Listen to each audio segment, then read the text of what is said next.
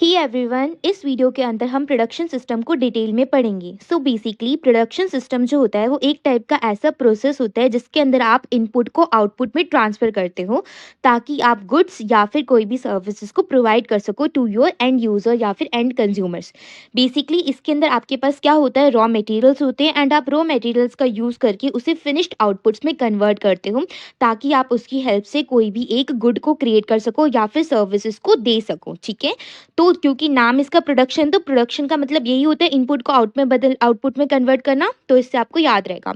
अब इसके अंदर आप अलग अलग एक्टिविटीज़ को कंडक्ट करते हो जैसे कि प्लानिंग, ऑर्गेनाइजिंग, कंट्रोलिंग या फिर कोऑर्डिनेटिंग करते हो अलग अलग रिसोर्सेज को, ताकि जो भी आपका प्रोडक्शन गोल्स है, यानी कि मान लेते हैं आपने पर डे का इतना गोल रखा है कि आपको पर डे इतनी प्रोडक्शन करनी ही करनी है, तो ताकि आप उस गोल को अचीव कर सको तो आपको सारी एक्टिविटीज़ को अच्छे तरीके से इंश्योर करना पड़ता है एंड साइड बाय साइड आपको सारे रिसोर्सेज को अच्छे तरीके से इफिशिएंटली तरीके से एलोकेट भी करना पड़ता है। नाउ प्रोडक्शन सिस्टम के टोटल 4 टाइप्स होते हैं, तो हम वन बाय वन सारे टाइप्स को पढ़ेंगे।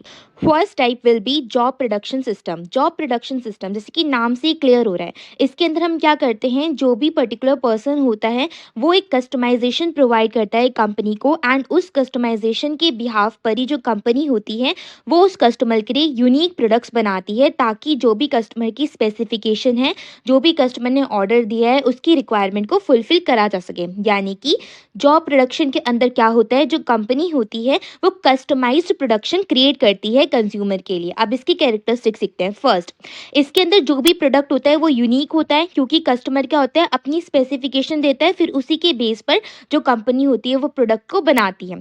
सेकेंड कैरेक्टरिस्टिक्स होती है, जो इसके अंदर हम प्रोडक्शन करते हैं वो स्मॉल क्वांटिटी के अंदर या फिर स्मॉल स्मॉल बैचेस के अंदर होता है, क्योंकि ऐसा तो नहीं है कि सारे कस्टमर्स की एक ही चॉइस होगी, सारे कस्टमर एक ही स्पेसिफिकेशन बताएंगे।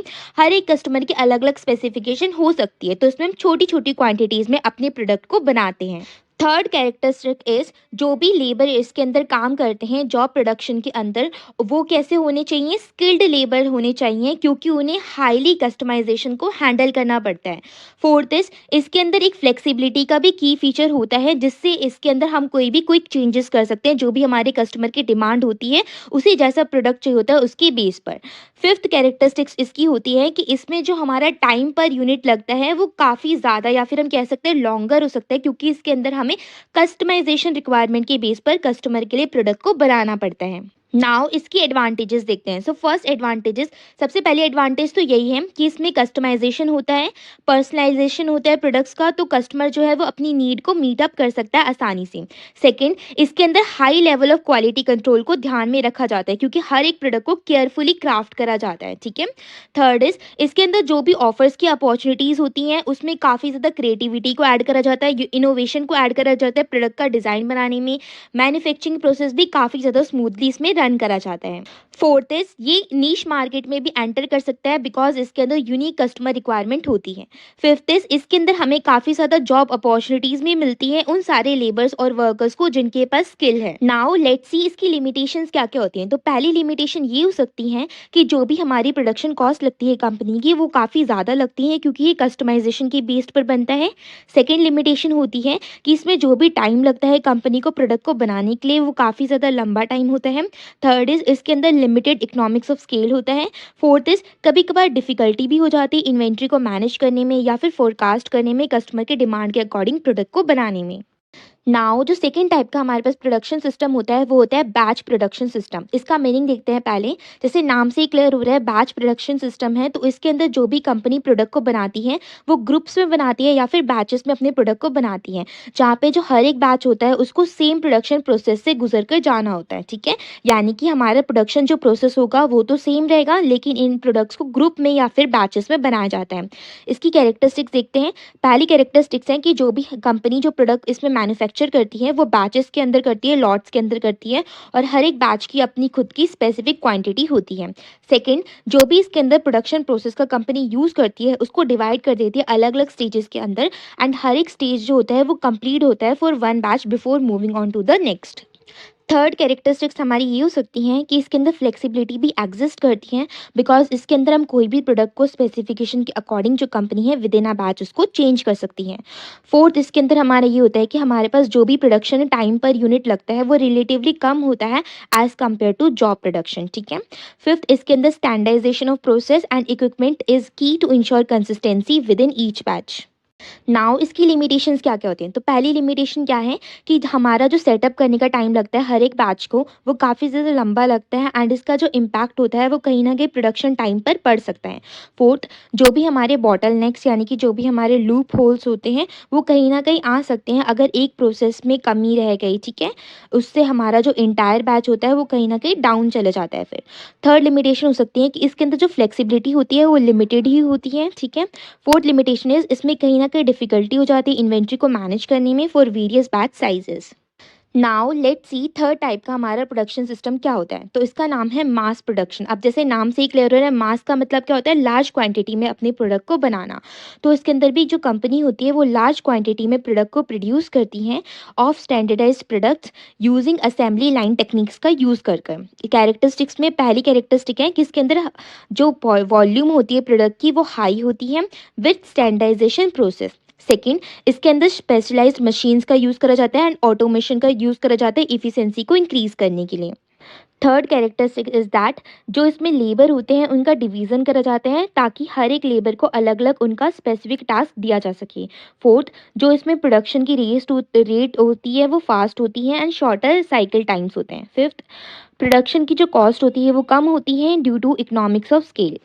नाउ इसके एडवांटेजेस देखते हैं। तो फर्स्ट इज ये एक कॉस्ट इफेक्टिव है बिकॉज इसके अंदर लार्ज स्केल प्रोडक्शन होती है तो कॉस्ट हमारी कहीं ना कहीं कम आ जाती है। सेकंड, इसके अंदर हाई इफिशिएंसी होती है एंड जो प्रोडक्शन रेट होती है वो भी फास्टर होती है। थर्ड, जो इसके अंदर कंसिस्टेंसी होती है प्रोडक्ट क्वालिटी की वो भी मेंटेन रहती है एंड रिलायबल भी होता है। फोर्थ, इसके अंदर जो यूनिट कॉस्ट लगती है वो कम होती है due to economics of scale. Fifth, इसके अंदर जो भी ओवरऑल प्रोसेस होता है वो स्ट्रीमलाइंड होता है, स्टेप बाय स्टेप होता है, जिससे कोई भी वेस्टेज होने के चांसेस काफ़ी ज़्यादा कम हो जाते हैं। नाउ इसकी लिमिटेशंस देखते हैं। तो फर्स्ट लिमिटेशन है कि इसमें जो कस्टमाइजेशन का ऑप्शन होता है वो काफ़ी ज़्यादा लिमिटेड होता है या फिर ना के बराबर होता है। सेकंड, इसमें कम फ्लेक्सिबिलिटी होती है बिकॉज इसके अंदर हम कभी भी रैपिड चेंज नहीं कर सकते अपने प्रोडक्ट डिज़ाइन के अंदर। थर्ड, जो इसमें इनिशियल सेटअप कॉस्ट होती है वो काफ़ी ज़्यादा हाई होती है, ठीक है, क्योंकि इसके अंदर हम स्पेशलाइज्ड मशीनरी का यूज़ कर रहे हैं। फोर्थ, जो भी इसके अंदर बॉटल नेक्स यानी कि लूप होल्स आते हैं वो काफ़ी ज़्यादा आ सकते हैं बिकॉज अगर एक प्रोसीजर नहीं हुआ तो आगे फर्दर प्रोसीजर जो होगा वो स्लो डाउन हो जाएगा। नाउ फोर टाइप होती है हमारे पास कॉन्टिन्यूस प्रोडक्शन। इसका मतलब यही है कि इसके अंदर जो कंपनी होती है वो अपनी प्रोडक्ट को प्रोड्यूस करती है कॉन्टिन्यूसली बेस पर विदाउट एनी इंटरप्शन। इसकी कैरेक्टरिस्टिक्स क्या है कि इसमें अनइंटरप्टेड प्रोडक्शन होती है with minimal down time. Second, इसकी क्या है कि इसमें जो ऑटोमेटेड प्रोसेस होता है वो काफ़ी ज़्यादा हाई स्पीड में होता है। थर्ड, इसके अंदर जो प्रोडक्ट्स होते हैं वो स्टैंडर्डाइजेशन होते हैं with little to no customisation, यानी कि कोई भी कस्टमाइजेशन इसके अंदर नहीं होती। फोर्थ, इसके अंदर जो क्वालिटी कंट्रोल मेजर होते हैं वो काफ़ी ज़्यादा स्ट्रिक्ट होते हैं। फिफ्थ, इसके अंदर रिसोर्सेज और एनर्जी का यूज़ इफिशिएंटली तरीके से करा जाता है। Now let's see advantages. तो फर्स्ट एडवांटेज यही है कि इसके अंदर प्रोडक्शन की जो वॉल्यूम होती है वो हाई होती है एंड एफिशिएंट तरीके से करा जाता है। सेकंड, जो यूनिट कॉस्ट लगती है वो कम लगती है ड्यू टू कॉन्टिन्यूस ऑपरेशन, ठीक है। थर्ड, इसमें जो प्रोडक्ट क्वालिटी होती है वो कंसिस्टेंट रहती है और रिलायबल रहती है। फोर्थ, इसमें वेस्टेज होने के चांसेस काफ़ी ज़्यादा कम होते हैं एंड जो रिसोर्स यूटिलाइजेशन होती है वो भी काफ़ी ज़्यादा इंप्रूव होती है। फिफ्थ, इसमें जो प्रोडक्शन रेट होती है वो फास्टर होती है एंड शॉर्टर लीड टाइम्स होते हैं।